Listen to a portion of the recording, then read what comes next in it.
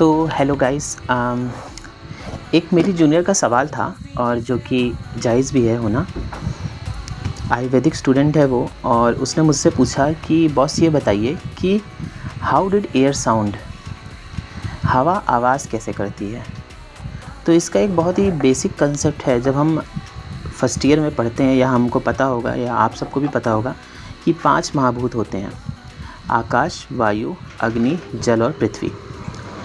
इन 5 महाभूत की 5 तन्मात्राएं भी होती हैं: शब्द, स्पर्श, रूप, रस, गंध। तो जब हम आकाश की बात करते हैं तो इसमें सिर्फ शब्द गुण होता है। जब हम वायु की बात करते हैं तो इसमें शब्द और स्पर्श दोनों होता है, जिसमें से स्पर्श ज़्यादा और शब्द कम होता है। और जब हम अग्नि की बात करते हैं तो अग्नि में स्पर्श, रूप और शब्द 3 चीज़ होते हैं, जिसमें से रूप सबसे ज़्यादा, फिर स्पर्श, फिर शब्द।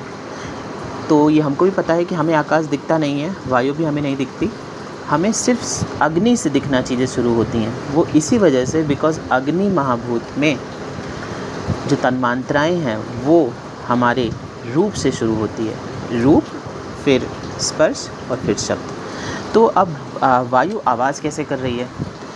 अगर हवा धीमे चलती है तो वो आवाज़ नहीं करती, बिकॉज़ वो सिर्फ हमें महसूस होती है। तो अगर हम इस कंसेप्ट को देखें कि वायु में शब्द और स्पर्श दोनों होता है ना, स्पर्श ज़्यादा होता है, शब्द कम होता है। तो हवा धीमे चल रही है तो उसके स्पर्श का अनुभव हमें होता है, पर उसके शब्द का अनुभव नहीं होता।